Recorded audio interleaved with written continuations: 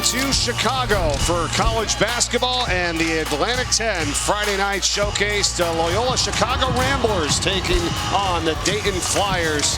And it's a three-way tie right now for second place in the Atlantic 10. Big game for Dayton right now to try to keep pace. And they are certainly going to have a challenge on their hands here tonight from inside a packed Gentile Arena in Chicago. Welcome, everyone, on this Friday night. Mike Corey and Dallin Cup. Second meeting between these two. Loyola took Dayton to overtime, a 4-point loss 18 days ago in their home building. What do you think here tonight? That was really unexpected. That was a Ramblers team that's really struggling. They're coming off a win. They're playing better right now. We expect a tight game here. The power forward matchup is the key. Toumani Camara, player of the week in this conference last week, went out for a career high in their first meeting, 31 points. How Philip Alston guards him. Early on, as a team, they're going to do this today. They're going to contest late, let him shoot threes. First possession of the game, he can knock it down. You lose sight of him. He's a great cutter and he's a smart player, and you see the athleticism. They like to dive him into the post. Weak side help is there late. Uses his body, can finish with either hand. They will double him, big to guard, and sometimes go single up. He has to read it well and play well out of it. Had 3 turnovers in the last game. How he plays out of the double team along with Deron Holmes will be critical. You saw Alston made him pay on the other side. These two will be a critical matchup along with a bunch of other really good players in the game, including 2 fantastic point guards in Norris and Smith.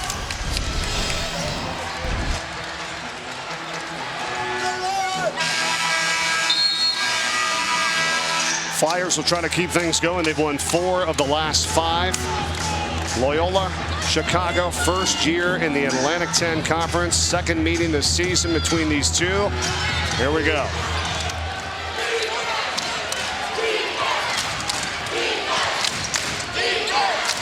Flyers come off the 14-point win against St. Louis exactly a week ago, so they've had a little bit of a break here before they get back to it on 2 Friday nights in a row. Inside for Holmes, first bucket of the game. Let's take a look now, your starting 5 here for Loyola Chicago. At the 1, we got Captain America himself, Braden Norris. At the 2, we got the home state kid, Jalen Quinn. At the 3, we got our very own country singer, Ben Schweiger. At the 4, we got Big Philly Cheese, Phil Alston. And at the 5, we got myself, Bryce Golden. Here we go, baby. Thanks, Bryce. Here is Ben Schweiger inside for Loyola Chicago. Doesn't go. Rebound Flyers, and here comes Malachi Smith. Mike, you mentioned the week off was huge. This Dayton team has almost not been whole the entire season, and they're still dealing with injuries. R.J. Blakeney not here, who's one of the best defenders in the country. That man, Malachi Smith, number 11, had 14 points and 7 assists in 26 minutes last Friday, but didn't play because of his ankle injury toward the second half.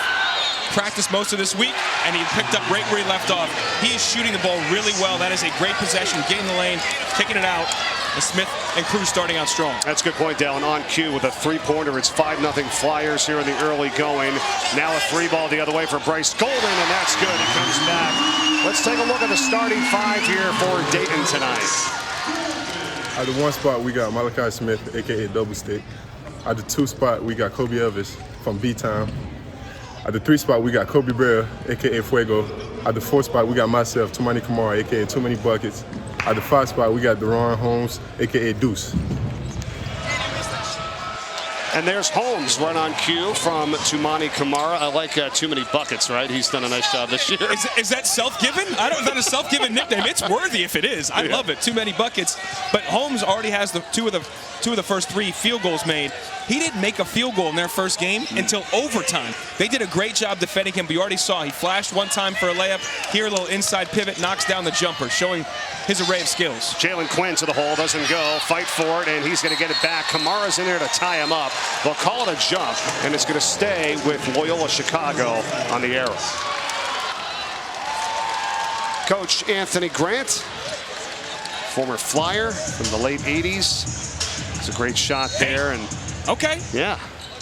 Putting Francis and somebody else on a poster. Putting it down. Coming back up here to Chicago. They played a bunch versus DePaul back in the day. Dayton did play Loyola Chicago, but years before Coach Grant got there. They've got a huge alumni base here as well in this area, and they've showed out pretty well in this game. Nice drive for Philip Alston for the Ramblers, and it's a 2-point game. Nice finish by Alston, and the help there by Camara was late. Able to get to the rim.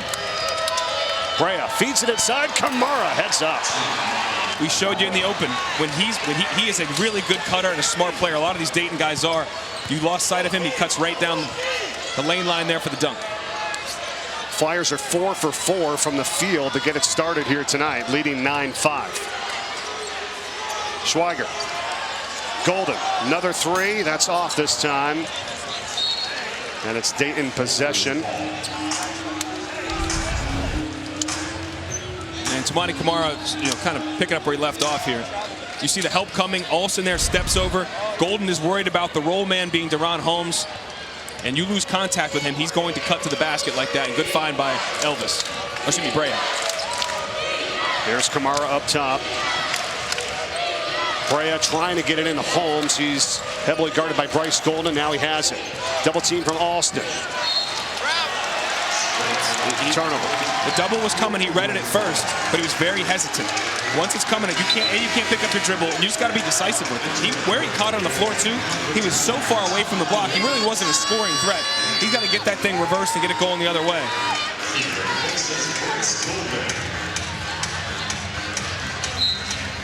A lot of times you want to accept that double team, know it's coming, and be able to make a decision out of it, and that can create offense on its own. Tom Welch is in for Loyola Chicago. He has it. As you saw Golden go to the bench. Now he's going to be called for a traveling violation inside. Holmes is an all-defensive player in this league, and you see why right there. He eats up the space, and Welch is thinking about it and ends up traveling. How about the Flyers as a team, Dallin? 61.2 points a game. They give up on average, #1 in the A-10.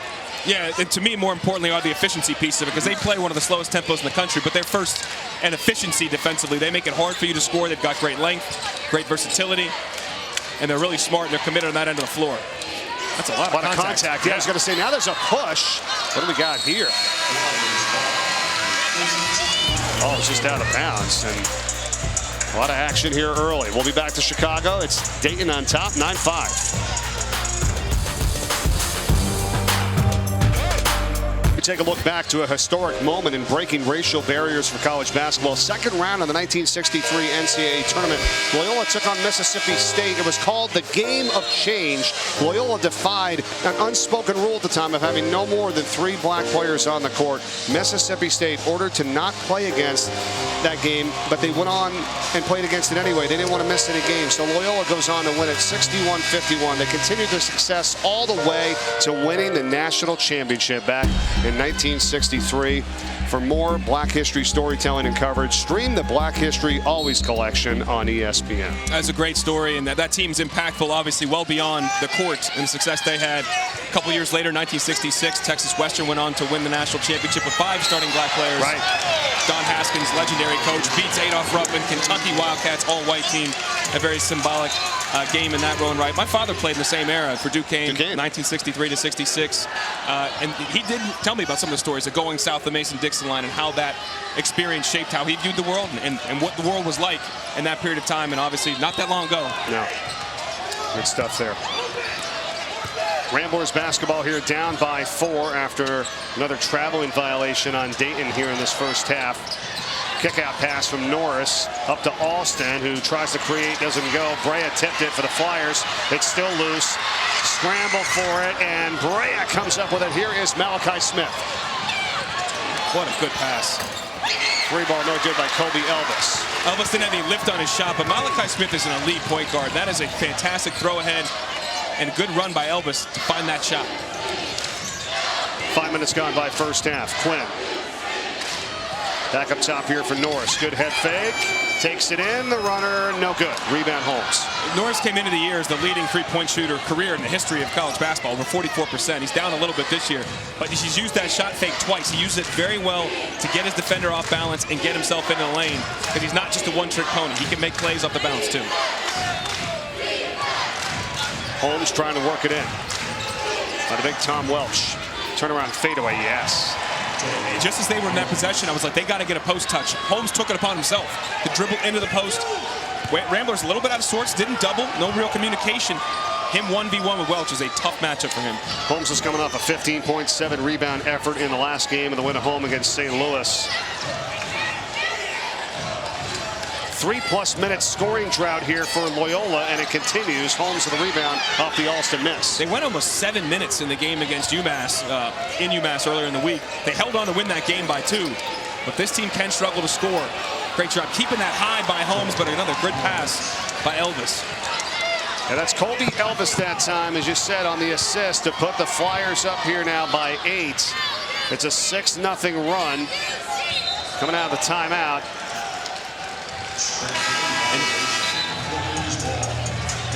And Durant Holmes had 0 points through 40 minutes of regulation, 33 minutes played in regulation. He's got 8 already in this second time around with these guys. Just going right over the top of Welch. No help there came. He was just very comfortable. And this was really created by Elvis off the ball screen. He's rolling.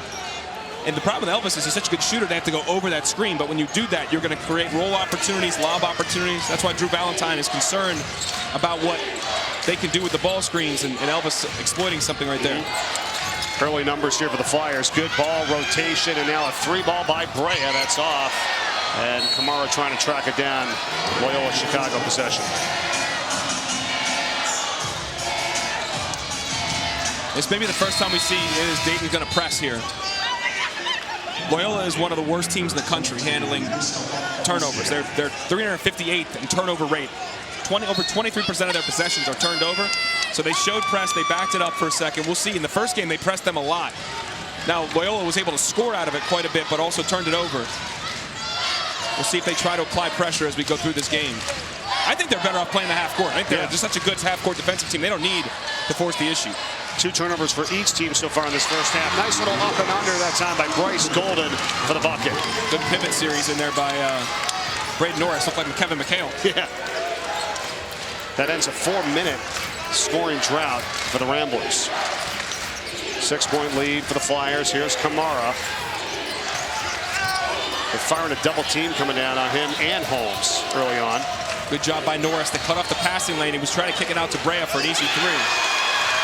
That's a nice deflection there that time by Marquise Kennedy for Loyola Chicago, but Dayton gets it back, and it's a shot clock violation. That does not count. Wait, Jeff Clark's coming in. Wait a minute. He may say that there was a change in possession. They're going to confirm. We'll have to. They're going to reset it, it looks like. Or they're going to look. They're going to look at it, because you can look at a timing issue anytime. Right. Our officials tonight: Roger Ayers, Mike Roberts, and Jeffrey Clark.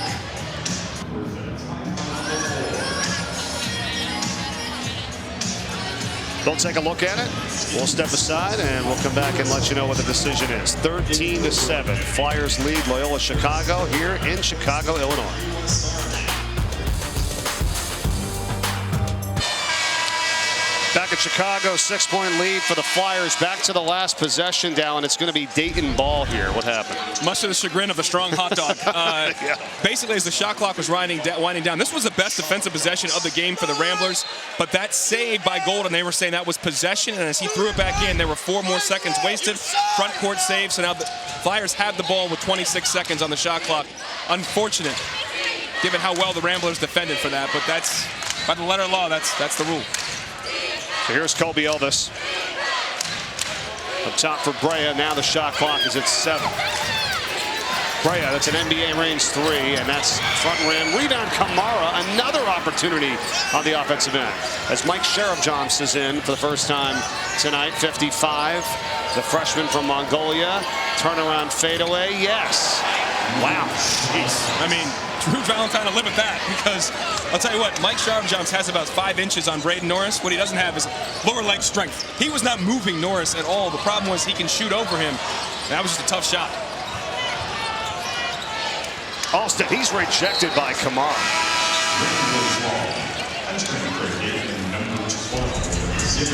Sherab-Johns, the first Division I Mongolian-born basketball player on scholarship, and just spinning, winning. Norris kind of contested, but again, that's a 5-inch, maybe even 6-inch difference with a lot of length. So I'm not sure Anthony Grant's dying for that shot over and over again. Though. He's going to take it. Here's Kennedy. Shut off, back to the top. Alston, tough pass. Looking for Norris, another turnover. Got to value the ball. Again, this team has a problem with turnovers, and in this situation, it's 15-7. you're not defending as well as you want, and also Dayton's made a couple tough shots. You got to get opportunities up at the rim, and that was a careless pass by Alston. We were talking before the game, it's really critical how Loyola comes out in this game, right? They didn't have quite the best shoot-around, if you will, from Drew Valentine's perspective, as we saw earlier today. How do they respond, and early, by the way, too? Yeah, their shoot-around was tough. The guys did not seem locked in, and Drew was trying to push them, and they just weren't, when they were changing defenses or what they were in, guys weren't communicating or being as locked in as they need to be, especially when you're playing a team with the quality of Dayton. But it hasn't been a bad start from them, bear in mind. No. Travel. Yes, another turnover. That is 5 now in this first half. This is what you talked about. This is a huge issue. Again, they are, both these teams struggle with turnovers. Dayton slightly less slow, but we look both bottom 100 in the nation. There's 363 teams. They are 358. They are bottom 10, as you can see. Loyola, Chicago, just over 23% of their possessions are turnovers. Drew Valentine did tell me, hey, how we deal with this now is they have 12 balls of practice. Each time you have a ball and it goes out of play, you're down a ball. They've run out of balls before. They get to 0, there is no more offense. It's just straight defense. Kyle Washington on the staff got that one. Great player at Cincinnati. Got that from Mick Cronin, the current UCLA coach, former Cincinnati coach. We're not going to mess around. You guys want to take care of the ball? We can just guard all day long. We will just go against the scout team and play defense. And they have gotten slightly better, but they still have issues with it overall. There's Washington. He was an outstanding player at Cincinnati.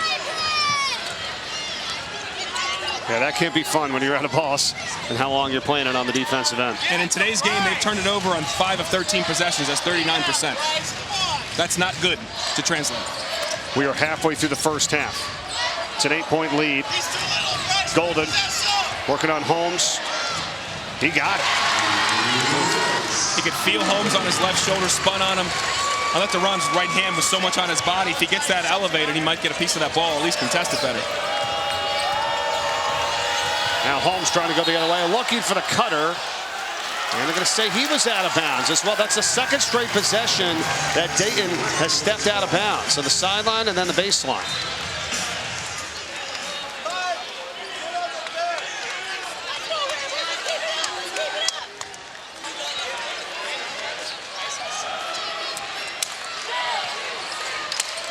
Kennedy. It's a good closeout on Golden. You want to run him off the three-point line, make him put on the deck. He won half the battle. Austin, good look for 3. He fires it up and in. They worked on that and shoot around, and they wanted to get skips off those handoffs and screening action at the top of the key and side ball screens. Great job by Schweiger to pick his head up, whip it right over. That's being locked in. That's knowing where your teammates are going to be, catching it hands and feet ready. Crowd's into it here in Gentile Arena. And after all that, it's a 3-point game. Malachi Smith. Wild shot, out of bounds. Ramblers possession. Wild shot apropos. Smith usually has a better feel for that. That was not necessary at that point in time. I think you still try to give Holmes post touches right now. Get him screening, rolling into the post, and play through him right now. Yeah, why not? I mean, he's 4 for 4 from the field. He's got 8 points. And he leads all scorers in this game so far tonight. Schweiger. Too strong. Rebound, Wukeji. Zimi Wukeji picking it up, the sophomore.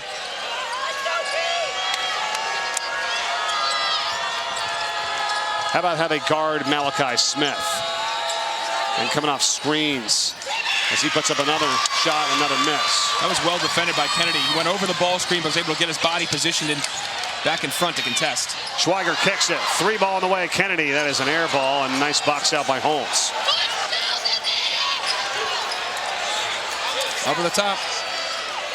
Trying to work it inside for Mustafa Amsil, and he is fouled.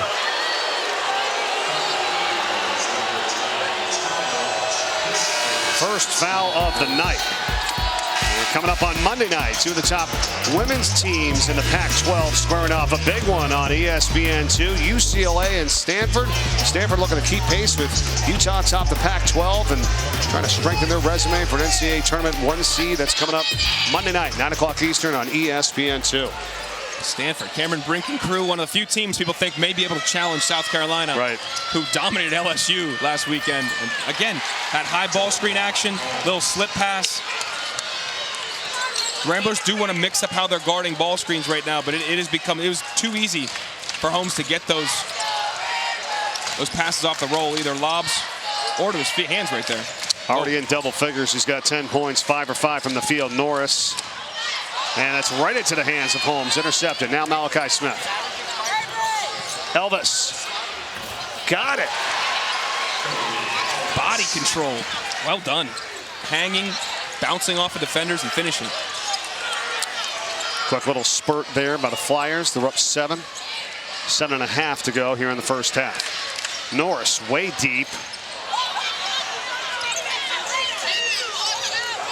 Transition defense was a big concern for Anthony Grant. By and large, they've gotten back. The Flyers haven't defended the first action and made Loyola run some stuff to get shots. Norris a little impatient there. Quick trigger. Give it to him. There you go. Turns, squares, little short. Big offensive rebound, Kamara. Wanted a foul. Puts up the 3 ball. How about Holmes? Somehow able to collect that. Smith for 3. That's off. Kamara again chasing after it. And instead it's Norris. 3 ball. And a foul on the rebound after the missed shot from Jalen Quinn. And we've got another timeout. 6:37 to play in this first half. Flyers by 7.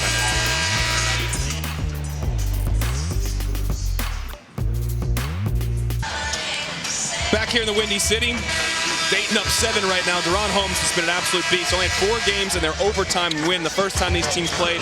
He's got 10 already. That was the first possession of the game. A nice flash across the defender's face. Here he faces up, knocks it down. They want to guard ball screens differently. They call icing that, not allowing Smith to come over. As soon as he dribbles away, Schweiger's late on the help. Great recognition by Smith. And Holmes been the same page. He's got 10 already. And you're seeing why he's a preseason player of the year in this conference. He's been dominant so far. Yeah, and one of the semifinalists for the Karl Malone Award, given the best power forward in NCAA college basketball. Well, it's a preseason first team all conference. Yeah. But he'll be many thought he could be the player of the year in the conference. He still may end up being just that. 1 for 6 from 3-point range of the Flyers, but 8 for 12 from 2-point range at 67%. Offensive rebound, another long 3 on the way by Norris. He'll put it up from anywhere. Rebound Holmes. A great effort by Alston, though, to get the first offensive board. And the best time to shoot a 3 is off an offensive rebound. You got Norris stepping into it, who, trust me, he can make that shot at a pretty good clip. Just didn't get it to go today. They are 2 for 7 from deep. They made 13 in the first game. Right. 13 for 25. And Drew Valentine was real clear. We have to make 3s tonight. They're not doing it so far. 0 for the last 6 from the field for Loyola Chicago.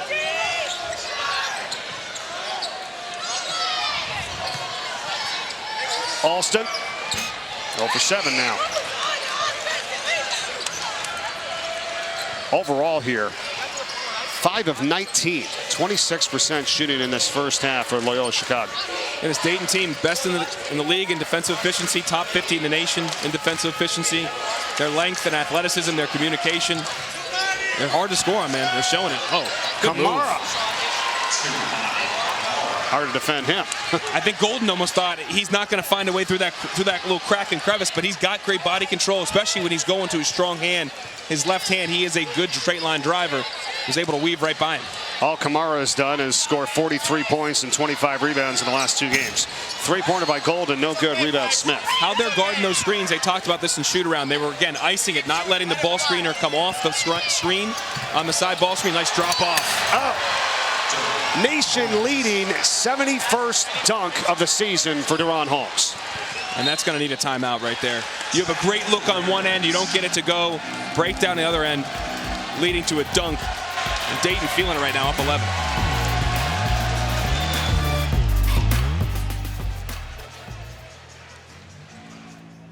Back here in Gentile Arena, when we're talking about icing the ball screen, this is what we mean. They're not allowing the dribbler to come off the screen. So you see that position by Kobe Bryant to push him down. You're going to get help from the big. And on that clear side, you're going to have a pick and pop situation to a really good shooter in Golden.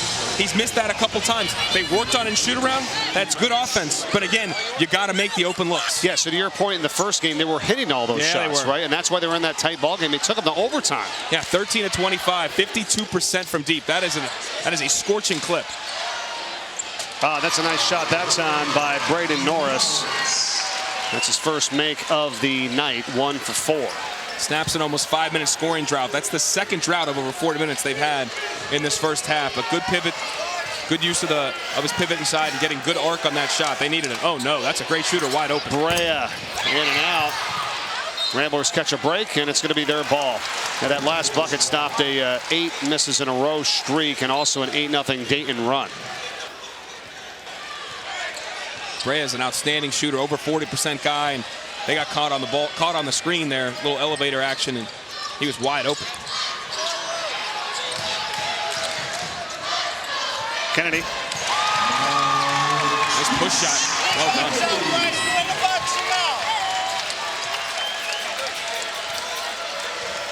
What have you been noticing offensively here for the Flyers in the half court? They're getting the looks they want, and I think they need to keep playing through the post and playing through either Kamara, a lot of contact down there, or Holmes. And here comes the quick double. Yeah, you called it. Kamara on the hook. It's no good. Holmes is there trying to get the offensive rebound. Instead, Golden's got it from Loyola Chicago, and they run the break with Kennedy. Norris. Schweiger wants to go up top for Austin. It's rejected by Kamara. They're going to call a foul.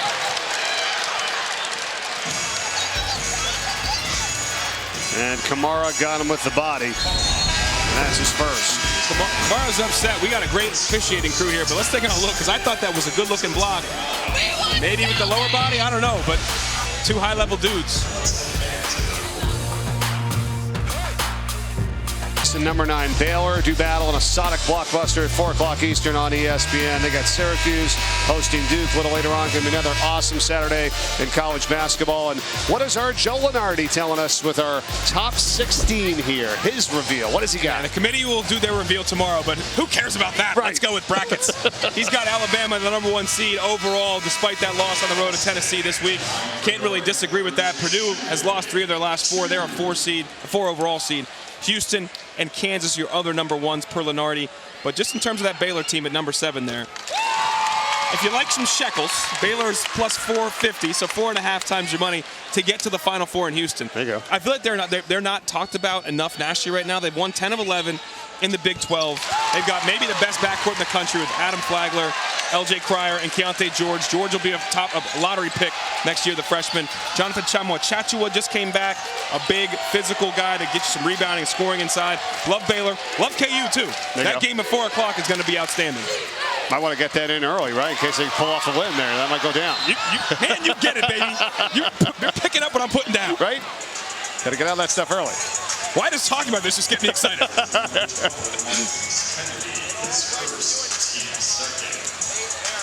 Can't wait for the tournament, right? How awesome is it going to be this year? I mean, it's... Dude, Champ Week, too. Champ Week, Big 12 Champ Week is going to be wild. The ACC is going to be wide open.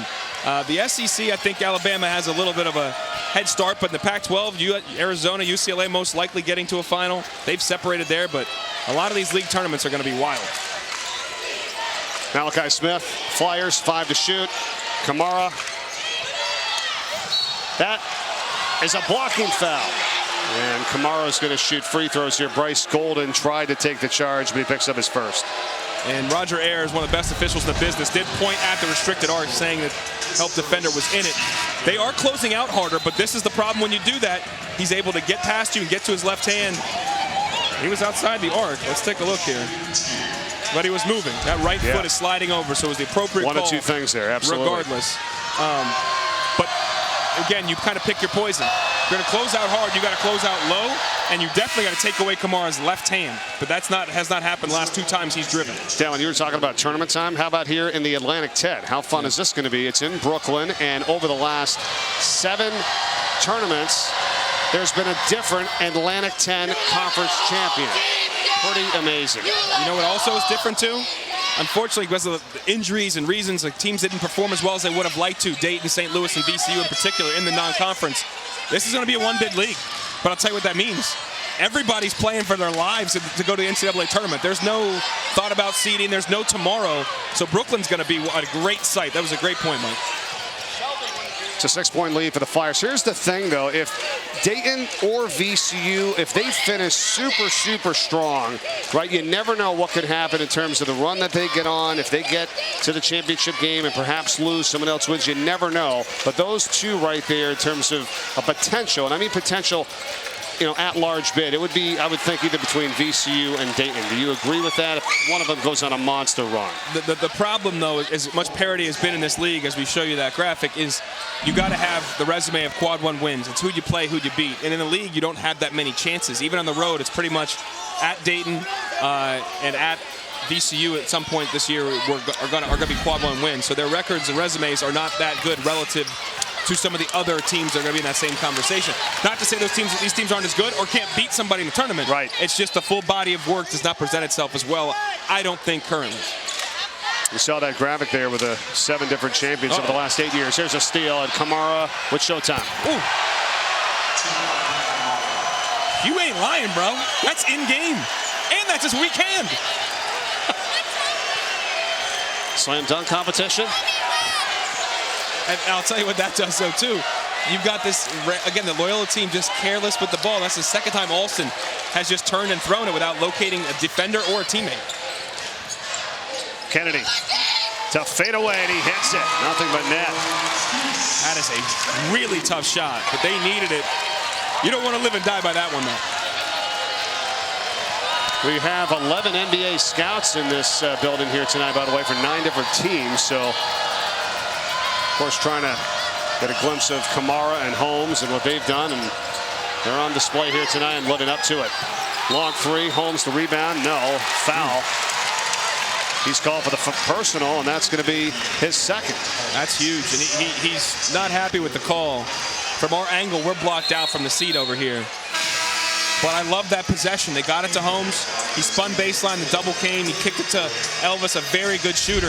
Elvis is thinking a little when he's shooting. He's going to catch it and let that thing fly. But as we take a look,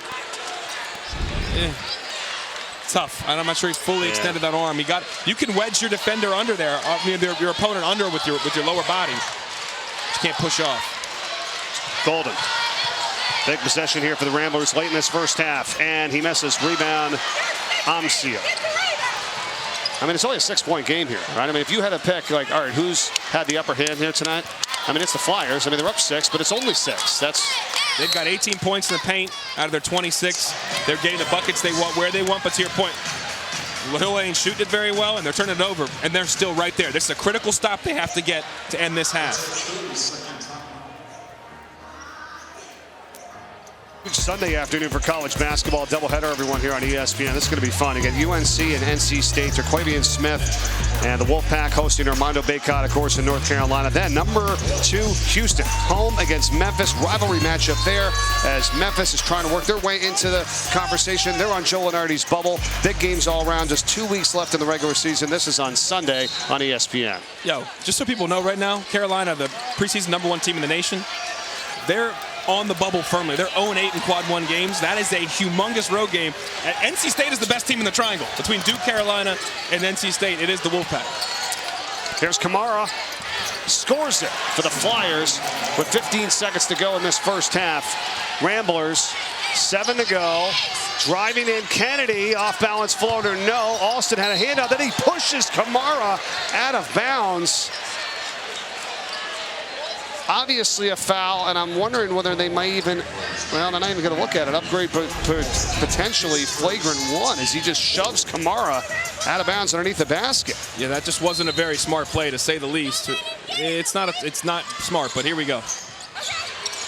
At the buzzer, Malachi Smith, and he front-rimmed it. And we've reached the break. 28-20, Flyers over Loyola Chicago. First meeting was 18 days ago, and it was an overtime affair that Dayton won by 4. Here tonight, they lead by 8 at the half. Deron Holmes, solid night here so far for the Flyers. He's got 12. Kamara and company, and Toumani Camara, same deal. We're going to go to the studio after the timeout. Stay tuned.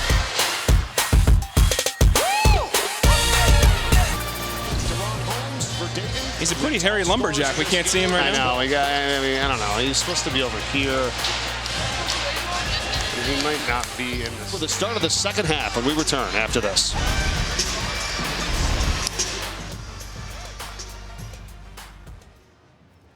Here with the Dayton Flyers and the Loyola Chicago Ramblers, 28-20 as we get set for the start of the second half. Welcome back, everyone, inside Gentile Arena on this Friday night. Mike Corey, Dallin Cuff. Pretty good start here as the Flyers, Kamara and Holmes, getting the job done once again here tonight. To beat good teams, you got to take away the guys atop the scouting report. They did that. The Ramblers did in the first game against Holmes. Not today. Right from the jump, Holmes has been effective and efficient in and around the basket, showcasing his various skills. He scored the opening possession. They don't bring the double here. There's nothing Welch is going to do about that. And yeah, shake your head, big fella. They reject the screen. He rolls in. Weak side help is there late. He's got 12 right now. And his strike partner, if you will, Tumani Kamara, has been outstanding yet again. He had 31, a career high in their first meeting. Here you get him to put it down to it was right. That's where you want him. But he comes back to his left. Deadly there. And then he can do this, Mike. We've had a couple of highlight material dunks in this first half. That one, Holmes had one as well. Holmes got 71 dunks in the season, which leads all of college basketball. And our second half is underway here tonight. And the bigs, too, for the Ramblers, Alston and Golden have combined for 14 of their 20. They've just been inefficient in doing it. That is an outstanding first possession. Post touch, kick out, whipped around, and Malachi Smith, who is a much questioned shooter, has been really good as of late. 6 of 11 in his last 3 games coming into this one. You see from deep. You see 2 of 3 already in this matchup. They needed that. Good start to the second half of the Flyers. Here's Alston the other way. And redirected and picked up by Kamara. Holmes again, right to the rack. And Drew Valentine looks at his bench like, come on, fellas. Because it's how you finish and how you start is critical. They got it to 6. Then it goes up to 8 right before the buzzer sounds, the last 30 seconds or so. Then you come out a 5-0 spurt here. 1 in transition, 1 on a simple kick out and reversal. You can't have that happen. And just like that, it's the largest lead of the night and a steal. Colby Brea's got it for the Flyers. Smith had to force it inside to Holmes, had the right idea. Duran's got 14. And this is what the NBA scouts here like. 11 of them that are here. 8 guy can run the floor. He is an athlete, end-to-end, changing ends of the floor quickly. Nice read by Smith. And then look at the agility. He's kind of moving his body around, getting to his left hand and finishing. Three-pointer, Alston. And the defense, too. I mean, Holmes has got almost 50 blocks on the season as well.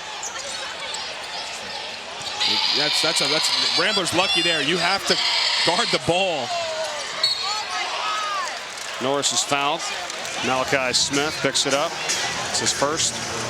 Not a lot of fouls called in this game. Needless to say, this is a game that has a big fill if you're in the studio right now. But that's right. 7 total fouls in the first half. It's our first of the second half here. But to fill up that 2-hour window, to make sure, sight to sight is a magical term when you're in the studio. Get the post-game show going. We may. Yeah. We may have a post-game show from here. Loyola has to have good possessions right now. And this is part of their problem again. It's been turnovers all year. I think that side ball screen action, when you have Norris in there and they're forcing him down, they're downing him or icing him, forcing him baseline, allowing Golden to pop open from a 3. That's good action to get you a wide open 3. He can drive that sometimes and create off of it. And playing through Alston at times, he can be the same guy in the same action, have a similar result, but maybe more of a threat to drive. Kennedy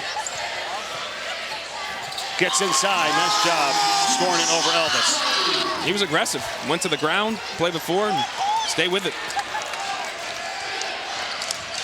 6 points for Marquise Kennedy. Still a double-digit lead here for Dayton. Holmes for Kamara. Wow. That was like a quarterback manipulating the defense with their eyes. He knew exactly safety with his eyes. He got it to Holmes. Holmes accepted the double. Kamara dove like you're supposed to, and he's got Norris sitting on him. That is it. That is a massive mismatch. Well read. Schweiger puts up a 3 and drains it.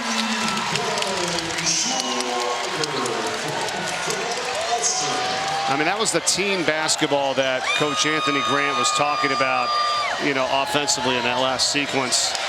And this ball knocked out of bounds. It's going to be a Loyola Chicago ball. But you've got a collection of so many great players as we go back to the Holmes pass. You see the dive there. Alston comes, he leaves his feet, but this is just too easy.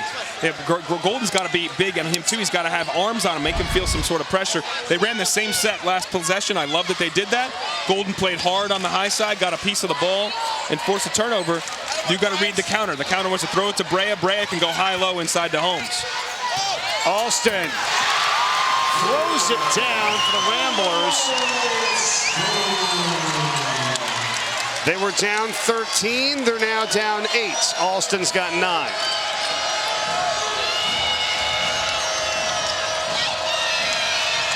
Holmes. No. Offensive rebound, Kamara.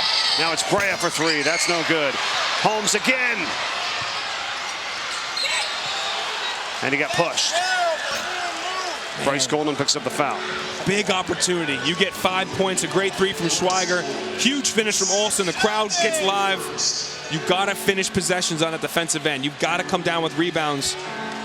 Flyers getting multiple opportunities now.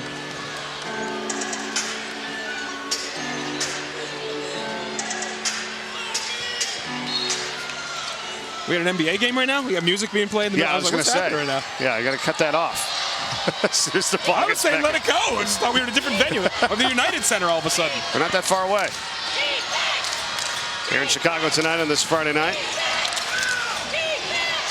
Holmes, double team coming down, looks opposite. Malachi Smith, Elvis, good extra pass. Brea. He got it off in time. Count the bucket. Now they're going to go check it. That was tight.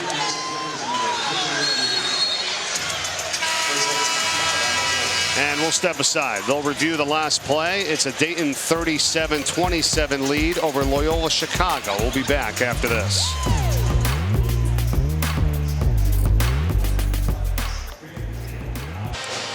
Atlantic 10 Friday night showcase continues from Chicago. Let's go back to the last sequence. They are waving off the basket. Shot clock violation. Here it is. It's actually a great possession by the Flyers. They got the touch inside again and got it reversed. Good closeout by Alston, forcing Brea, who doesn't want to put it on the deck to begin with. You see it in his hand just before as the light went out. The officials are on it. 8-point game and a big possession offensively out of the timeout now. Well, certainly for Loyola Chicago, who was down by 13 points. Now they got a chance to cut it, and that's a 3-ball, and that's no good. Rebound pulled in by Kobe Elvis. It's a tough shot with Holmes closing out.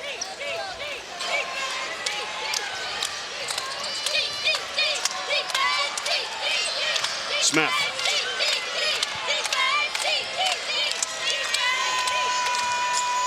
Elvis working underneath the baseline and gets the bucket inside of Kennedy that time. He ultimately gets the basket, but really any possession where Holmes or Kamara doesn't touch the ball on the block, it's a bit of a wasted opportunity because Flyers are getting so much good stuff off of that. Good hands. Here's a steal. 9 turnovers for Loyola Chicago in this game.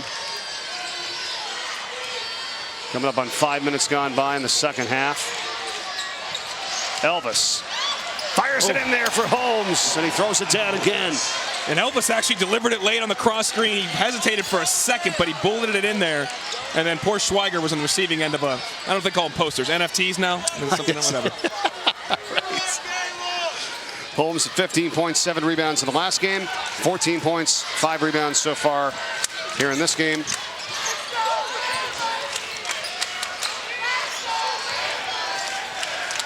Check, I think it's 16 points. Kennedy, no good. Rebound Malachi Smith. Just there's very little easy. Great pass again by Smith to an outstanding shooter. Buckets. Brea hits a 3. First points of the night tonight for Kobe Brea. And that's going to have Drew Valentine calling a timeout for Loyola Chicago. It's now a 15-point Dayton lead, largest in the night. 7-0 spurt. Good teams do. Anytime you get punched, they can counter-punch.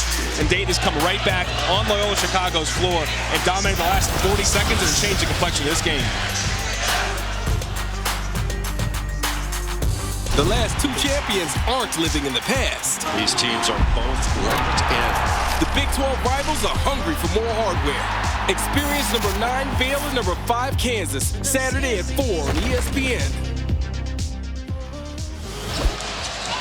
I know you're fired up for that one, Dallin. You're in the studio tomorrow watching that. I can't wait. That's going to be an outstanding game. Baylor's won 10 of 11, one of the hottest teams in the country. Don't think people are talking about them as much as they should. They started 0-3 in league play in that brutal Big 12, and now they're in the championship race, along with Kansas, along with Texas. That league is so loaded, but that 4 o'clock game should be outstanding tomorrow.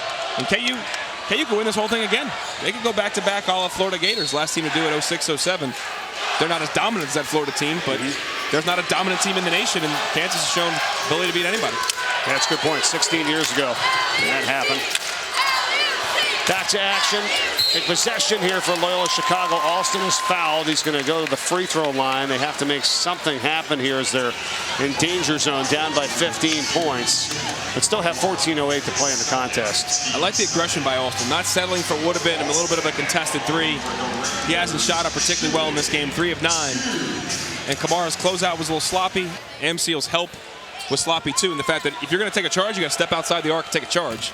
But if you're going to stand there, you have to. If you're going to stand in the restricted arc, you have to leave your feet. You have to be the rule of verticality. You got to go straight up and down and wall up and affect that offensive player. He didn't do that. Kamara picked up his second personal foul. Alston, who's really developed his game inside and out. Junior out of Columbus, Ohio. A little 2-2-1 press here, change up the rhythm of the game. Maybe get a cheap turnover. And they drop it into a zone. Okay. 2-3 zone. You want to attack in that high post.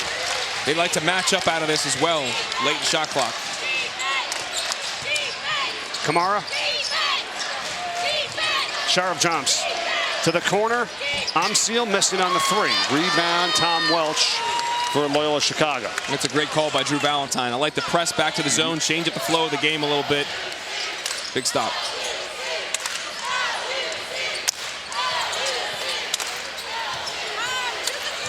It's hard to get a shot. I mean, you talk about it. It's this team defense by Dayton. So difficult, and they put it up with Quinn. Doesn't go. Malachi Smith's got it. Elvis missing on the 3. His lift on his shot just hasn't been there today. Right. Exactly. It's a great jab step. Created a lot of space, so I'm not mad at the shot. Alston again. And too strong. Alston's got to go into him there. He hit the contact and he faded away. You want to be more aggressive in that. I think he may have gotten a call because Amseal was not in a great body position. Amseal's got a mismatch with Norris on him, but oh, okay. Kamara. Little laundry on the deck. I would say so. 13 points now for Tumani Kamara. Do I have to cite my source there? Or does everybody know I'm talking about Bill Raftery? Does that have to be cited for the best of all time? Yeah. We got it. Alston is grabbing his left ankle for the moment, and they're going to call time. And that's just veteran and good officiating there by Roger Ayers. So we're going to stop play, get Alston to the sideline.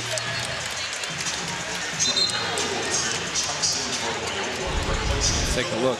You can't have him getting injured in this game, and right there. Yep, left foot coming right down on Kamara, and he's going right to the locker room. He's heading right back in.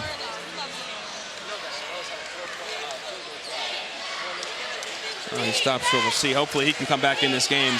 They stay in the zone, and they miss a lot with him, not just his scoring ability, but rebounding. Kamara the other way. Does it again. Twice in the zone. He's got deep touches in there. So no Alston now, who's got 10 points to lead the Ramblers in scoring. And it's already tough enough to get a shot here. As Quinn, and he got it knocked away and stolen. Kamara off to the races. And he's fouled. This is what Anthony Grant's going to love. They worked on this action, this transition action, how they were going to help on the weak side and communicate and switch things, almost like zone it up. They did it perfectly. Kamara was there to help out. When his man got beat, goes end to end. He'll be at the free throw line when we come back.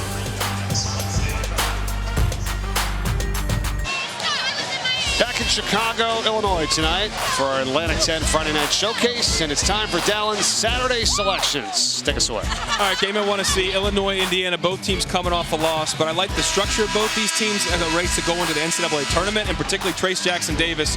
Zach Edey's winning National Player of the Year, but Trace Jackson Davis put together an impressive run through Big Ten play. Pitt is getting 5 points on the road at Virginia Tech. Virginia Tech has struggled. They're not making the tournament, barring winning the ACC tournament. Pitt's a tournament team. They're going in as an at-large no matter what, and they are dangerous. They got a lot of bucket getters. I like the Panthers on the road in that spot, getting 5 points. Under the radar game, we're fudging this a bit. It's Sunday, 1 Eastern. That's because Carolina's on the road at NC State. The Wolfpack, I think, also a dangerous NCAA tournament team. And North Carolina is on the bubble. They are 0-8 in quad 1 games right now. Wow. They desperately need a quad 1 win against their rival, who right now is the best team in the triangle, Duke included. Who's hot? Baylor, Kansas. That's the game of the day without a doubt. But also Baylor winning 10 of 11, going on the road in the fog. Also getting 5 points, my friend. Very interesting game. I think that might be the game of the day. And have two of the best teams that are capable of winning the whole thing. Yeah, pretty good. You had a lot of conviction there. You gave people a couple ideas. You know, take a look at it. It's good stuff. Want some more ideas? Miami to win the ACC plus 330. Very interesting.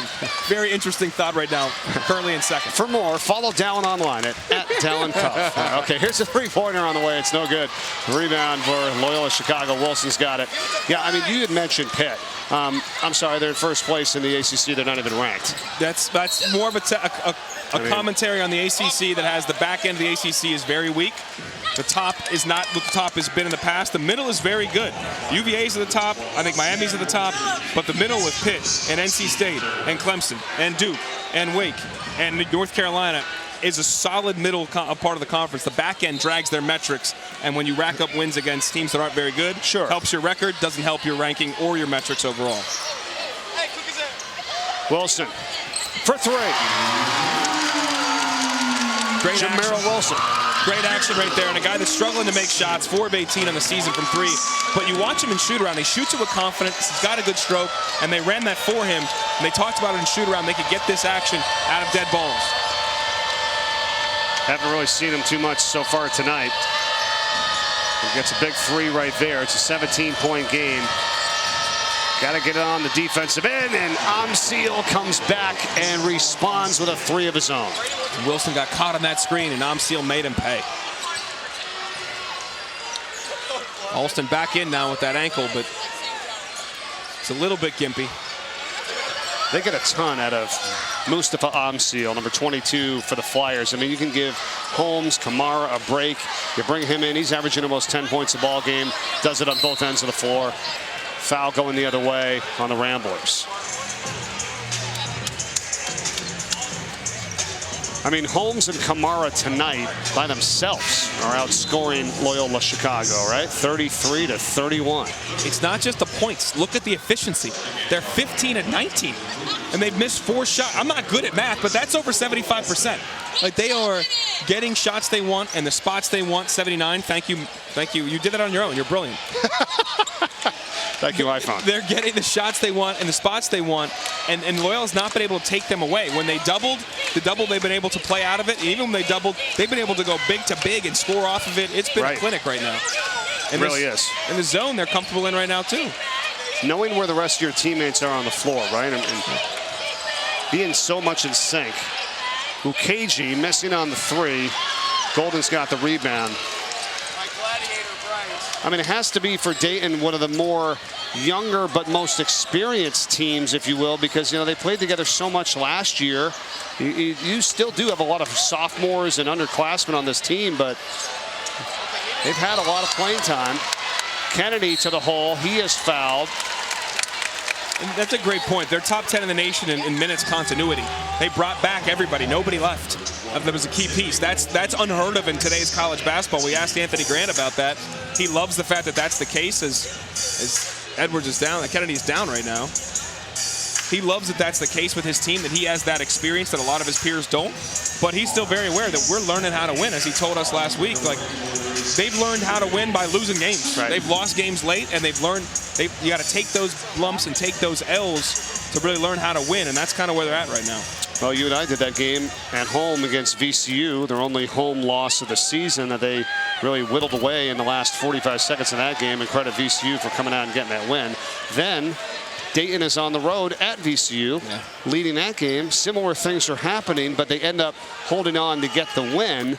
You know, and then last week they took over at the 8-minute mark of that first half to start the second half, and then played from ahead, double-digit lead against St. Louis, and controlled that game. So maybe, as you say, you lose one, you improve, you get better, and they're doing that. Yeah, he used an analogy of wrestling. To become a good wrestler, you know what you have to do? Get pinned.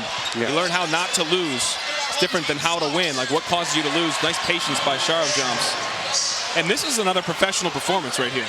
Like, they're on the road. They've gotten where they want to. They're in control of this game. And any time that the Ramblers have come at them, they've been able to counterpunch, again, the way they want to, the shots they want to, and execute. Nice extra pass. Wilson underneath for Golden, and he's got it. Nice play there. With this lineup that Dayton has in, if they stay in the zone, they're going back to the man. Guys have got to want the ball, but this group may struggle to score a little bit. Holmes has to get a touch.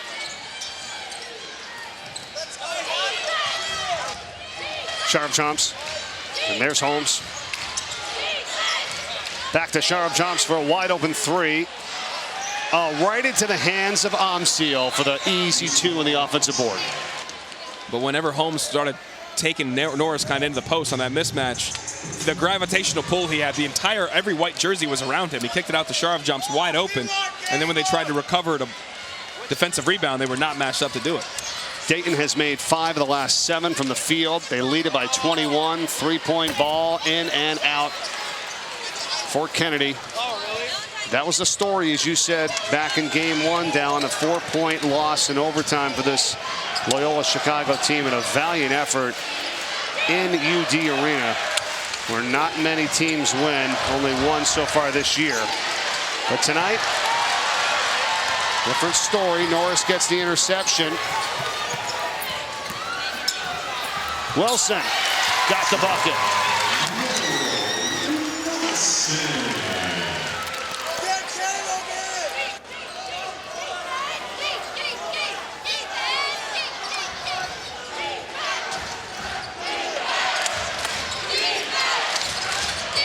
Holmes trying to get post-up position against Golden. He's got it. No double. Came late. Amsiel.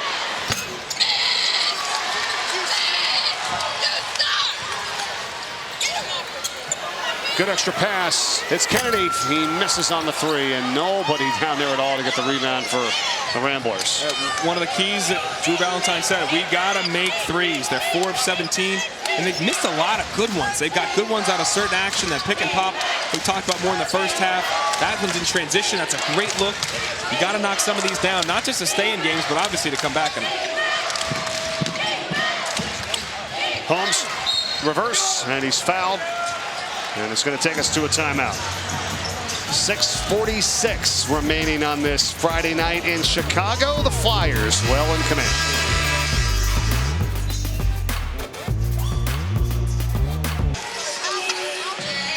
News out of Richmond, Virginia here today, and Chris Mooney, head coach, is going to miss the rest of the season. He's going to have surgery next week to remove an aneurysm in his ascending aorta. Going to miss the rest of the year. He's going to undergo the procedure at the University of Virginia Medical Center in Charlottesville. Our prayers, best wishes for Coach Mooney, his family. Glad they caught it, obviously, Dallin, to be able to take care of him, and he's going to miss the rest of the year. Super, super guy, an outstanding coach, and we wish him all the best. And you see his comments he made today, and obviously, I guess you meant to heart prayers, thoughts go out to Coach Mooney. Outstanding coach, but more importantly, a great man. It's been a fixture in this conference for nearly 2 decades that has coached the Richmond team to great heights. And hopefully this procedure goes well, recovery goes well, and he'll return to the sideline next season. Assistant coach Peter Thomas is going to serve as the interim head coach during Mooney's recovery period, expected to last 4 to 8 weeks. How about his former player, Grant Golden, one of the all-time greats for the Richmond Spiders, in the house here tonight in Chicago, watching his brother Bryce Golden play, number 35 for the Loyola Chicago Ramblers. And Bryce is having a decent night, 9 points here. I think he probably want to make a couple more shots, 4 of 8, but Grant was an outstanding player, to say the least. now playing in the G League, doing a great job in the G League. And also, remember that Richmond team last year, they won the A-10 tournament, an amazing run, went and beat Iowa in the first round of the tournament. Everybody's darling Iowa as a 5 seed to go to a Final Four. Not mine, but many others. You called it. Yeah, that was an outstanding win. You know, the phenomenal year that they had. You're absolutely right.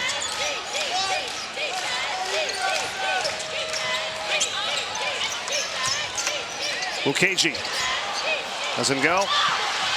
Alston's got it as he's back in. Remember, he had turned that ankle a little while ago. Good to see him back out there running hard, and he's fouled. He's going to the free throw line. Good aggressive move. But out of that timeout, they worked on some out of timeout actions today. Drew Valentine's crew did, and it was an emphasis. We're going to do this stuff out of timeouts, and we're going to get good looks out of this. And you could understand the rationale, and it made total sense.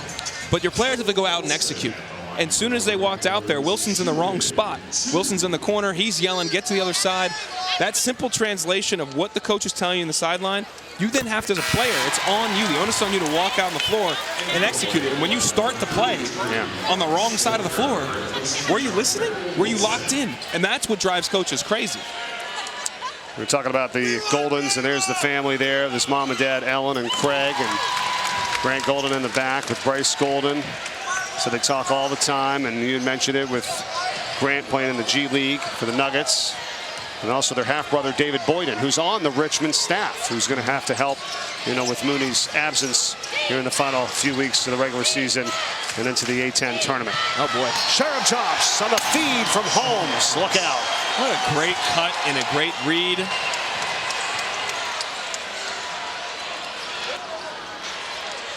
Three ball, Schweiger. No good.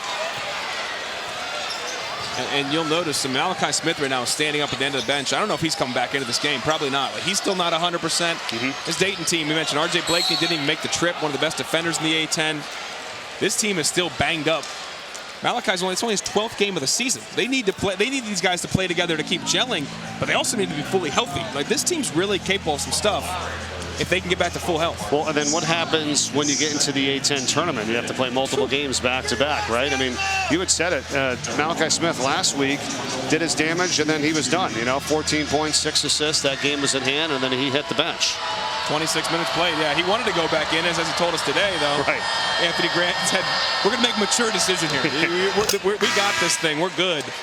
And that was with about 12, 13 minutes left. Like, they just felt good about what they had and didn't need to put him back in the game. About 10 minutes to go.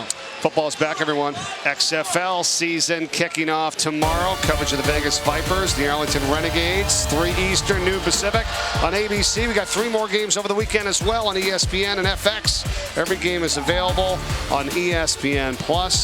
XFL underway and kicking off tomorrow. I mean, I'll tell you what, you say football's back. It's been gone for about 90 hours, but I guess it's back. And I will say this, the San Antonio Brahmas, my new team, phenomenal beer in Brazil, Brahma. So I'm on board with the San Antonio Brahmas. You're going to get some gear, get on the website there and pick up some stuff to cheer for your new team? Let's go. Let's go, San Antonio. Let's go, Brahmas. Yeah, speaking of cheering, what you're hearing is the students right behind us here in Loyola, Chicago. I mean, you know, I'll tell you what, outstanding crowd support for this team, right? They're not having the year they want to have. They're towards the bottom of the A-10 standings, but they have come out game in and game out here in Gentile Arena. And tonight, it was announced a sellout, so, and you can hear them. You know, you can hear them throwing mics tonight. Yeah, I can hear them. My ears are going to be ringing tomorrow. Exactly. And the crowd behind us did tell us they wanted Sheldon Edwards to check in. He is now in the game, the transfer from Valparaiso. So they are pumped to have him here in the game and repping the white and, was it maroon? There you go. And he's guarding Holmes right now in the post, 13 in white for Loyola Chicago. There's this ball movement again. Brea for 3, no. And he got the rebound, Edwards.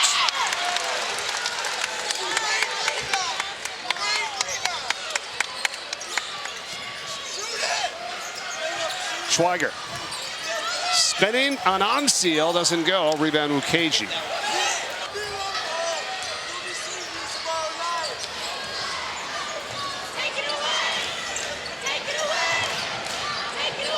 A 22-point lead as we come up on 4 minutes remaining in this game. Holmes. trying to work out a double team, and he lost it, got it stolen away. Alston, 1-on-3. Alston doesn't care. Then Drew Valentine's asked him to press now and try to speed up Dayton a little bit. Holmes got to be stronger with that ball, although in the double and off the bounce, he was just a little bit weak, took a bump and fell over. And a great finish by Alston, who was not weak, very strong going to the 10, 1-on-3. Yeah, Alston's got 14 points. Holmes usually is very good out of that double. We've seen it tonight. Find the open man and a couple easy baskets, some good assists. Sharp jumps with 5 to shoot. In and out. Rebound Schweiger. 3-ball, Edwards. Got it.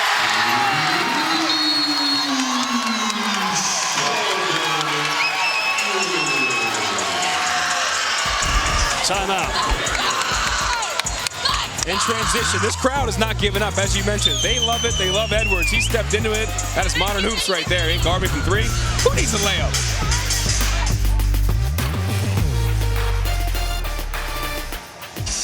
We talked about it. We're going to start off the day tomorrow with game day in Allen Fieldhouse, 11 a.m. as we get you ready for number 9 and number 5, Baylor and Kansas. Kansas trying to avenge a 6-point loss to Baylor on the road on January 23rd. They're at home tomorrow. Then Duke at Syracuse. That's at 6 o'clock on ESPN, ESPN app. It'll be a lot of fun tomorrow. A big day of college basketball on ESPN. Deron Holmes and the Flyers with a 17-point lead here. How about what they've done inside in the paint tonight, Dallin? Yeah, 38 points in the paint. It's almost as many points as the Ramblers have overall. A few minutes ago, it was the same. Here comes the press, and Dayton did not handle that at all. Whoa. 3 balls way off. And Norris has had a tough day. He's now 1 of 10, 0 for 6 from deep, but a lot of them have been very deep. Maybe not that deep, but also the length of the Dayton players and guards. You can contest late and affect him. I agree. I mean, he has been bombing them up, you know, from well beyond the arc. And they're not putting Malachi Smith back in this, so they've got to handle the press. I mean, Norris is a really good shooter, too, by the way. He's at 59 threes in the year. It's first on the team, averaging over 11 points. But tonight, he's got 2. 1 for 9 from the field. And no, he was coming to the year, the leading career three-point shooter in the country, 44%, but did not make, his struggle today, but partially I think it's because Dayton's a very good defensive team, and some of the ones that were better looks he didn't make, and that was part of the issue here. They had to make threes. They're 5 of 21. That's, 24%. In the first meeting, they were 52%, 13 of 25. Good back tap. Up the court quickly to Edwards, and he's fouled by Lukaji, and free throws coming for him. This is also what you want to see for Drew Valentine, your second year here. These dudes are battling, man. They're competing to the end. They are not folding. They keep playing. You have an unbelievable atmosphere here at home. You've got a great facility.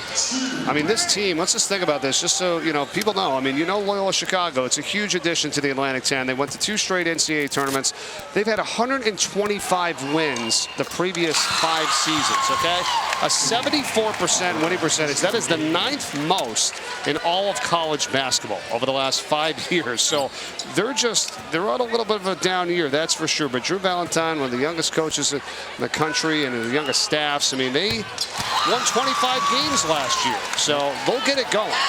There's a lot of change for them. And that stat you threw out, they're up there with Gonzaga, Houston, Villanova, Duke, UVA, Belmont, Liberty, 2 mid-majors that have outstanding programs as well. But also when you come in a new league, he did talk to me about the challenges in that too. There was the physicality with the bigs, and they've struggled with that with Holmes and Kamara in particular in this game.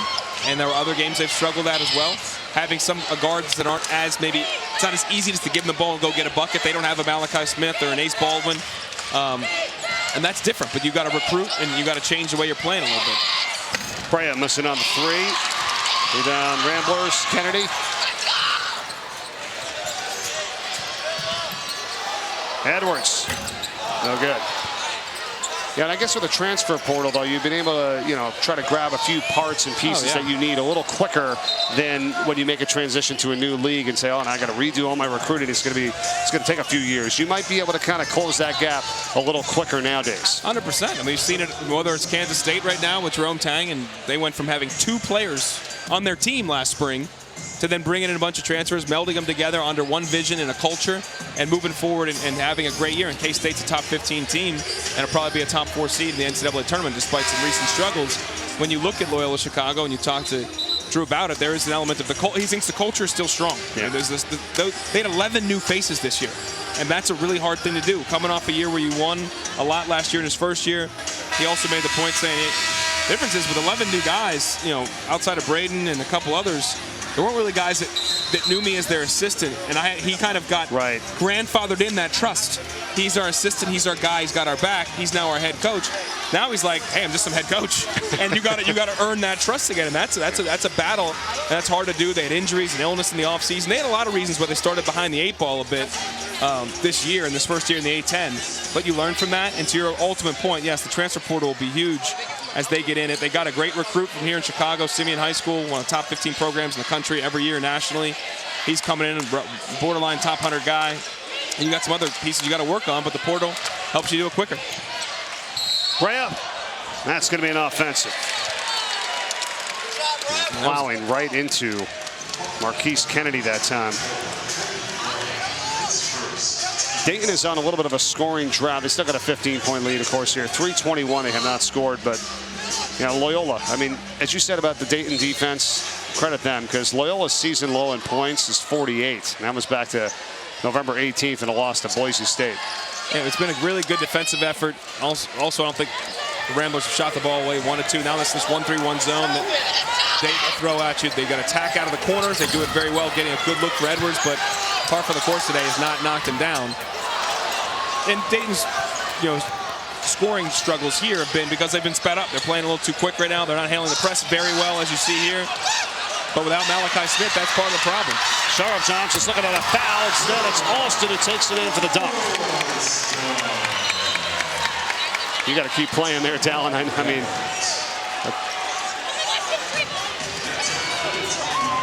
and this is a learning experience again. And Sharp Johnson saying, I called timeout. We're right in front of him. I didn't see him have possession of the ball enough to really call it. Like there, he could have called it. I didn't see it. No. They were right in front of them, and it was physical. But you gotta accept the trap. They're running 2 at you. You gotta have your head up, back dribble, get it reversed. Somebody's got to stay in the backcourt, help him, and you've got to attack the press, not let the press attack you, and then go score. Make them pay for doing it. Right now, that has not been. It's been all feast, no famine for the Ramblers. This is big for the Flyers here tonight if they hang on. I mean, they are in a 3-way tie for 2nd place in the Atlantic 10. They got VCU up at the top, right? But here's the thing: Dayton has beaten all these teams here, the top ones that they are contending with right now. They've beaten VCU, they've beaten St. Louis, they've beaten Fordham, and they've beaten Duquesne. So that will prove to be beneficial, with tiebreakers and all that as we approach the last 2 weeks of this regular season. And this will get them one more notch up there, closer to VCU when 1:05 comes off the clock if they hang on. For now, and then tomorrow at 2:30, Fordham plays at VCU. That's a huge game on the top of the standings here as well. So a lot to play for. That double bye is so critical in the A-10 tournament, so being that top 4 is absolutely essential. Not essential. It's really important to make it easier to get it. Well, and here's the other one. Duquesne is at St. Louis. So you get all the top teams right there in action tomorrow. So we'll see what happens. Credit Fordham, credit Duquesne, a couple names that we mentioned there. Even LaSalle, who you just saw right there, was at 7-6 right now under Fran Dunphy. I mean, what a jump that they've made. A lot of teams that were not picked that high this season in the Atlantic 10 have made tremendous strides. And it just goes back to your parity comment earlier, Dallin. I mean, we've had 7 different champions in the last 7 different Atlantic 10 tournaments that have been contested. And who knows if you might even have 8 different ones, when this is all said and done this year. Yeah, we very well may have that. That A-10 tournament's going to be outstanding. It's wide open, and again, because the lack of at-large resumes in this conference, there is no tomorrow for all those teams. I think that's a different mindset when you come in and you know that you can't. It's not about seeding. We're going to get in. It's for everything. That's unique in this league because that's not common. Holmes trying to add on to his outstanding night where he has led all scorers in this game. 20 points, 8 of 10 from the field, 4 of 5 from the free throw line. He's a rebound away from a double-double.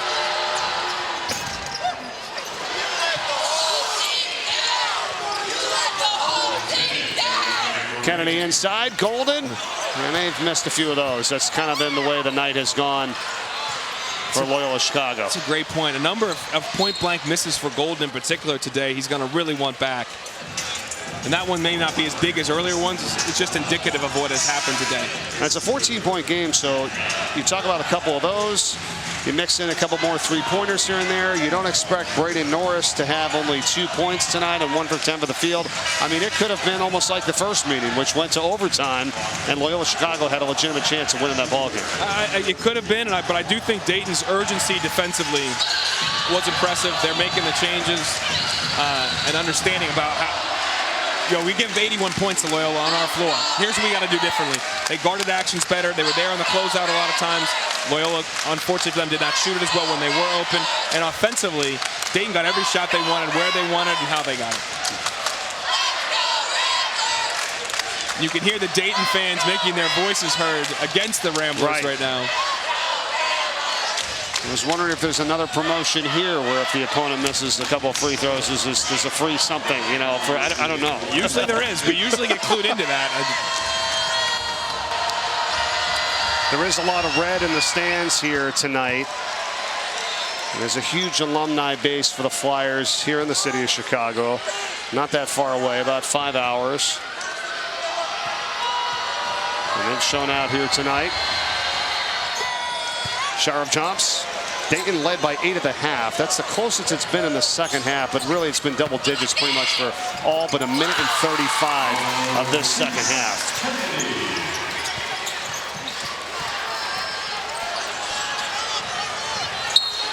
Kennedy with a bucket. Another foul, 38.2. As Loyola Chicago continues to cut into our postgame show. Thank you. Atticus Schuler at the stripe here. This is a time, he's getting a chance to play now. And now Drew Valentine's clearing the bench as well. And hopefully he can make these free throws just for his stats. 37 combined points tonight by Kamara and Holmes. And then Loyola Chicago with 49, of course, total on the board. That combination, it's tough to defend. 15 and 19, man. And if you look at their shot chart, it's almost exclusively in and around the paint. Holmes hit a little turnaround fadeaway early on. Kamara only took 1 3 in the game, so it's been an impressive showing by them. Again, it's the shots they want where they want them. They got him on the block. They got him playing together at times. When they doubled, able to get a guy diving off of it, and they played through the post a lot to create easy offense. Holmes got a couple in transition. It just really was a well-executed game plan set up by Anthony Grant and then executed by his team. Atticus Schuler at the free throw line for the Flyers, knocking them both down. Their fans and their... He's all smiles. I love it. A little fist pump. Teammates are up off the bench. He's wearing 45 tonight here in Loyola Chicago. And just his 7th game of the season, the walk-on in Westerville, Ohio. Getting some action. Offensive rebound. Edwards. 3-ball Smythe. That's no good for the Ramblers. We'll see if this will do it. 18 seconds to run down for Dayton, and they have a 16-point lead and ultimately a 16-point win here tonight on this Friday night in Chicago, Illinois. 65-49 the final as the Flyers win it. Again, a great performance by this team that wants to get in that top 4, wants to win the regular season, and wants to get to Brooklyn and win the A-10 and get into the NCAA tournament. If they do that and they continue to become healthy, they are dangerous. I think they are the highest ceiling in the A-10, and if everybody's available to them and Malachi Smith remains healthy, Kobe Elvis gets healthy, R.J. Blakeney, these guys have a very high ceiling, very special group. There you go. Half the game out of first place. Flyers with a win here tonight. Right behind VCU, who they've split the season series with. You had talked about it. Tomorrow, VCU and Fordham play, and St. Louis and Dayton play, or Duquesne play, excuse me. So it should be pretty good. And we'll look forward to seeing what happens in our updated standings tomorrow as we're just getting you started for the weekend. 65-49 the final. I want to thank our great crew here. Josh Carswell, our producer, with Charlie Reynolds, our director, Mallory Moore, Cameron Galvin, tons of great people working on our crew here tonight. Safi Khalil on stats, doing a great job with us. Thank you. Rebecca Kentosh with us on site, courtside, as the Flyers win it by 16 points. 20 for Holmes tonight, 17 for Kamara, led the way. And Deron Holmes, who's coming off a 15-point game in the last game, 20 points tonight.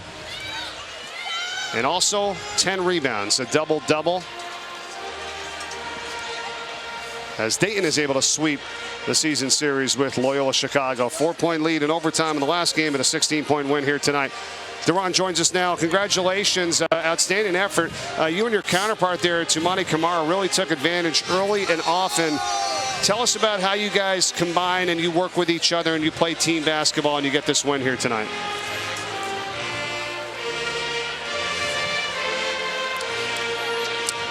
And he's having trouble hearing us.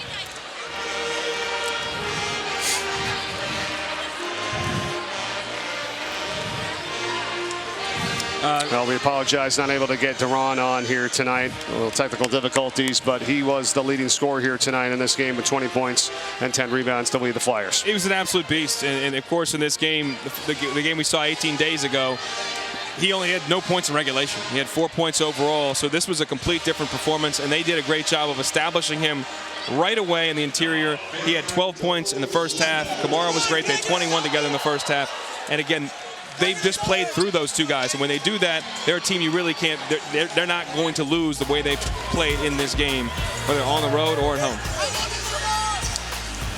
Holmes with his sixth 20-point double-double this season as he leads the way for the Flyers. That's going to do it for us. For Dallin Cuff, Mike Corey, thanks for watching. Coming up next, Florida LSU Gymnastics out to Gainesville. Have a great weekend, everyone.